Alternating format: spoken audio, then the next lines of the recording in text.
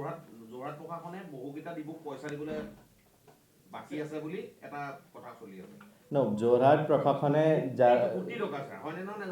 মই কৈছোঁ যোৰহাট এডমিনিষ্ট্ৰেশ্যনে য'ৰ পৰা ফিউল লয় সেই ফিউল ষ্টেচনত ইমান বেছি লাইনে নাই। আমি যিটো ফিউল ষ্টেচন আমি জেনেৰেলি যিটো ফিউল ষ্টেচনৰ পৰা ফিউল লৈ আছোঁ তাৰ ফিউল ষ্টেচনত ইমান লাইনে নাই।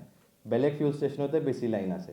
লাইবিলিটি নাই বুলি আমি ক'ব নোৱাৰোঁ বিকজ গভৰ্ণমেণ্টৰ যিটো ফাণ্ডৰ যিটো মুভমেণ্ট হয় সেইটো আমি ইয়াৰ পৰা বিল পঠিয়াম, তাৰ পৰা গভৰ্ণমেণ্টৰ পৰা ফাণ্ড আহে, দেন আমি পে' কৰোঁ। তো এটা চাইকেলত চলি থাকে, তাৰো কোনো চেঞ্জ নাই। যিটো নৰ্মেল টাইমত এনেকুৱা নাই। Liability election related liability clear আছে। ৰেগুলাৰ টাইমৰ কিবা লাইবিলিটি যদি আছে সেইটো হ'ব পাৰে, বাট সেইটোও ৰেগুলাৰ বেচিছত পে'মেণ্ট যেনেকৈ আগতে মুভমেণ্ট হৈছিলে তেনেকুৱা মুভমেণ্ট হৈ আছে। ইনফেক্ট ইলেকশ্যনৰ ক্ষেত্ৰত আপুনি যিহেতু মোক সুধিছে, ইলেকশ্যন ক্ষেত্ৰত এবাৰো গভৰ্ণমেণ্টে আমাৰ CO অফিচে ইলেকশ্যন কমিশ্যনে আমাক এডভান্স যিটো ফাণ্ড দিয়ে ফৰ ইলেকশ্যন পাৰ্পাছ সেইটো একেদিনৰ ভিতৰত আমাক এডভান্স ফাণ্ডো আমি পাই যাম আৰু একৰ্ডিংলি আমি এডভান্স পে'মেণ্ট পেট্ৰল ষ্টেচনকো কৰি দিম for the upcoming for the ongoing election. So' সেইকাৰণে ইলেকশ্যন ক্ষেত্ৰত পে'মেণ্টৰ লাইবিলিটি ইছ্যু নাই। এতিয়া ফৰ দিছ ইলেকশ্যন এতিয়ালৈকে আমি দিয়া নাই, যিহেতু কমিশ্যনৰ পৰা CO অফিচৰ পৰা আমি পোৱা নাই ফাণ্ড, কিন্তু সেইটোও 2-3 দিনৰ ভিতৰত আমি পাই যাম আৰু আমি তাৰো এডভান্স পে'মেণ্ট যিহেতু ভোটিঙত এতিয়াও টাইম আছে। মেইন ফিউলিংটো আমি কৰাম যিটো পলিং পাৰ্টি পলিং ষ্টেচনত যাব, সেইটো যাব 8 তাৰিখে। আমি ফিউলিংটো মেজৰিটি যিটো কৰাম সেইটো কৰাম 7 তাৰিখ 7 এপ্ৰিল। তাৰ আগে আগে আমি এডভান্স পে'মেণ্টটো ফিউল কৰিয়ে দিম ইলেকশ্যনত। চ' সেইকাৰণে নাই সেইটো আপোনালোকে সেইটোও এৱেৰনেছ কালি মই মিটিঙত তেওঁলোকক নিজে কৈছোঁ। সেইকাৰণে মই কালি মিটিং চব ডিপো অনাৰ্ছক মাতিছিলোঁ। তেখেতসকলৰ পৰা আনকি মই লাইবিলিটি লিষ্টো লৈছোঁ কালি, আমাৰ ADCয়ে কালেক্ট কৰিছে আৰু সেই লিষ্ট মতে যদি কিবা পুৰাণা লাইবিলিটিও আছে আমি ইমিডিয়েটলি ইলেকশ্যন ডিপাৰ্টমেণ্টক জনাই সেইটোও ডিমাণ্ড আকৌ পঠিয়াই দিম। কিন্তু মোৰ মতে আমি যিমান আগৰ ইলেকশ্যন ৰিলেটেড লাইবিলিটিজ নাই, এই কাৰেণ্ট অনগয়িং ইলেকশ্যন ৰিলেটেড এতিয়ালৈকে যিমান কনজাম্পশ্যন হৈছে, যিহেতু আপোনালোকে জানে যে আমাৰ ইলেকশ্যন ডিক্লেয়াৰ হোৱাৰ লগে লগে মডেল কোড আহি যায়। মডেল কোড অহাৰ লগে লগে ফ্লাইং স্কোৱাড আৰু ষ্টেটিক ছাৰ্ভেইলেঞ্চ টীম ফিল্ডত এক্টিভেট হৈ যায়। এতিয়া প্ৰত্যেক সমষ্টিত 3টা ফ্লাইং স্কোৱাড আৰু 3টা ষ্টেটিক ছাৰ্ভেইলেঞ্চ টীম যিকোনো এটা টাইমত ফিল্ডত আছে। ইট মিনছ যিকোনো এটা টাইমত 4টা সমষ্টি 12টা ফ্লাইং স্কোৱাড আৰু 12টা ষ্টেটিক ছাৰ্ভেইলেঞ্চ টীম ফিল্ডত আছে। তেওঁলোকৰ গাড়ীত ফিউল ফিলিং আপ হৈ আছে। তেওঁলোকৰ যিটো লাইবিলিটি এতিয়ালৈকে ক্ৰিয়েট হৈছে সেইটো অৱশ্যে পে'মেণ্ট হোৱা নাই, যিহেতু ইলেকশ্যন কমিশ্যন CO অফিচৰ পৰা ফাণ্ড অহা নাই। কিন্তু সেইটোও 2-3 দিন ভিতৰত আমি CO অফিচৰ ইনষ্ট্ৰাকশ্যন মতে আমি পে'মেণ্ট পাম আৰু গোটেইখিনি আমি এডভান্স পে'মেণ্ট 2-3 দিন ভিতৰত চবক কৰি দিম। ডিপো অনাৰ্ছকো আমি জনাইছোঁ এই কথাটো আৰু ডিপো অনাৰ্ছে কালি আহি কনভিন্সো হৈছে, নিজৰ লিষ্টো আমাক দিছে এতিয়ালৈকে কিমান লাইবিলিটি হৈছে ফৰ দিছ ইলেকশ্যন আৰু সেইটো আমি নিয়ম মতে যেনেকৈ হয় আমি ইমিডিয়েটলি ক্লিয়াৰ কৰিম। আজি মই আপোনালোকক মাতা ৰিজন আৰু কালিও মই মিটিং কৰাৰ পাছত এটা প্ৰেছ ৰিলিজ আমাৰ ছ'চিয়েল মিডিয়াতো দিছিলোঁ, আপোনাৰ মিডিয়া গ্ৰুপতো দিছিলোঁ। তাৰ ৰিজনটো সেইটোৱে আছিলে যাতে আমি একচুৱেল ইনফৰমেশ্যনটো চব পাব্লিকক আমি যাতে দিব পাৰোঁ।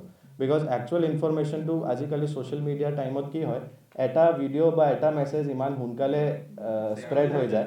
চ' তাৰ বিনিময়ত পেনিক বহুত হৈ যায়। সেইকাৰণে মই এটাহে ৱৰ্ড ইউজ কৰি আছোঁ বাৰে বাৰে, পেনিক বাইঙৰ কাৰণে ডিমাণ্ড ইনক্ৰিজ হৈছে।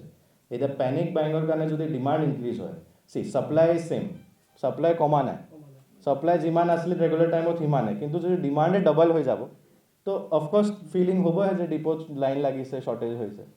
তো একচুৱেল শ্বৰ্টেজটো নাই, কিন্তু যিহেতু ডিমাণ্ড বাঢ়ি গৈছে, মই আপোনাক ডেটাও দিলোঁ 171% jump in majority POL stations. 171% jump মানে ডাবলতকৈ বেছি, অলমষ্ট 3 টাইমছ।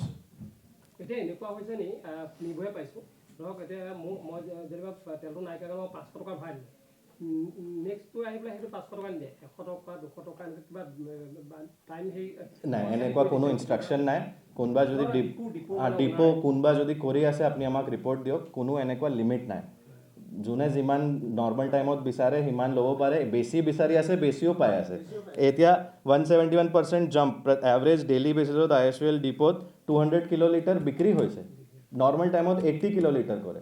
তো যদি লিমিট হ'লেহেঁতেন তো এইটো বিক্ৰী বেছি কেনেকৈ হ'লে, বুজি পাইছে? চ' সেইকাৰণে কোনো ধৰণৰ লিমিট নাই, কিন্তু কোনোবা ডিপ'ত যদি আপোনালোকে কমপ্লেইন পাইছে আপোনালোকে আমাক জনাওক, আমি ইমিডিয়েটলি একশ্যন ল'ম। নাই, মই আপোনাক কৈ দিছোঁ, আজি তাৰিখত যি ৰেট মোৰ তাত ইয়াত আহিছে MS মানে পেট্ৰলৰ ক্ষেত্ৰত 98.63 এভাৰেজ ৰেট আছে, HSD মানে ডিজেল ডিজেলৰ 89.65 আৰু প্ৰিমিয়াম পেট্ৰল যিটো হয় তাৰ 107.57 চ' ইয়াতকৈ বেছি যদি কোনোবা আনঅফিচিয়েলি বা তেনেকৈ তেওঁলোকে ল'বই নোৱাৰে যিহেতু ডিছপ্লে থাকে তাত যিমান ডিছপ্লে থাকে সিমানেই ল'ব পাৰে কোনোবা যদি কমপ্লেইন কৰিছে আপুনি আমাক ক'ব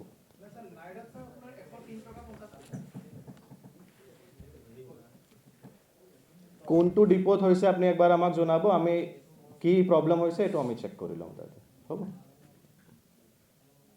যিটো 56 মই ক'লোঁ ফিউল ষ্টেচন তাৰ মাজত নাইৰা অনলি 6টাহে আছে মেজৰিটি 56ৰ মাজত 50টা ফিউল ষ্টেচন IOCL HPCL আৰু BPCLৰ আছে তাততো আৰু তাৰ মাজতো মোৰ দেন 50% মোৰ IOCLে আছে আৰু IOCLত কোনো ধৰণৰ প্ৰব্লেম নাই আৰু IOCL ক্ষেত্ৰতে ডিমাণ্ডো বাঢ়িছে বেছি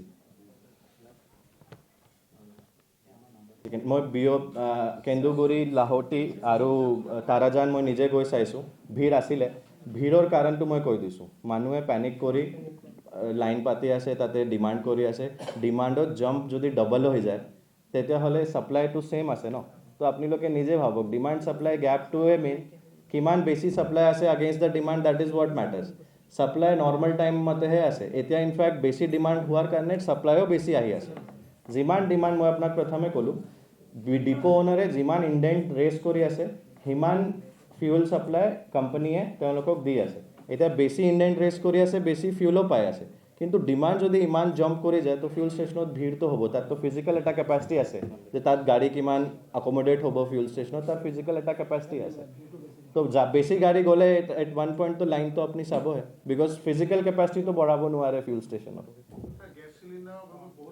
গভৰ্ণমেণ্টৰ যিটো পলিচি আছে তাত ইনষ্ট্ৰাকশ্যন মতেহে আমি কৰি আছোঁ কমাৰ্চিয়েল ক্ষেত্ৰত কিছু ইছ্যুজ ফেচ কৰি আছে কমাৰ্চিয়েল ক্ষেত্ৰত সেইকাৰণে গভৰ্ণমেণ্টে প্ৰায়ৰিটাইজ কৰি আছে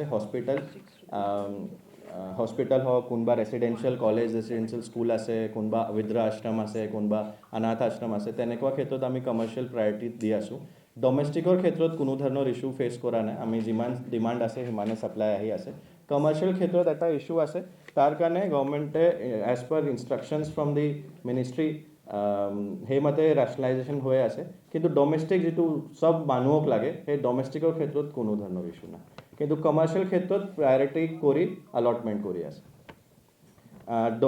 LPG ক্ষেত্ৰত যদি মই আপোনাক কওঁ আজি তাৰিখত ষ্টক ডমেষ্টিক চিলিণ্ডাৰ 5171 আমাৰ ষ্টকত আছে আৰু ডেইলি বেচিছত মই মনিটৰ কৰি আছোঁ ডেইলি বেচিছত around 4,000 to 4,500 কনজিউম হয় আৰু তাতকৈ 100-200 বেছি ট্ৰানজিটত থাকে নেক্সট ডে আহি পাই যায়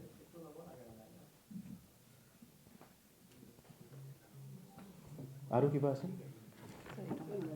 নম্বৰটো আপোনালোকে চবে লিখিব পাৰে আমাৰ কণ্ট্ৰল ৰুমৰ আমি এটা নম্বৰ চালু কৰিছোঁ যদি কাৰোবাৰ কিবা গ্ৰিভান্স আছে কণ্ট্ৰল ৰুম বোথ LPG হওক বা ফিউল হওক পেট্ৰল ডিজেল দুটাৰে ক্ষেত্ৰত সেই কণ্ট্ৰল ৰুমটো এক্টিভ আছে কণ্ট্ৰল ৰুমৰ নম্বৰ হৈছে 6000 9010 74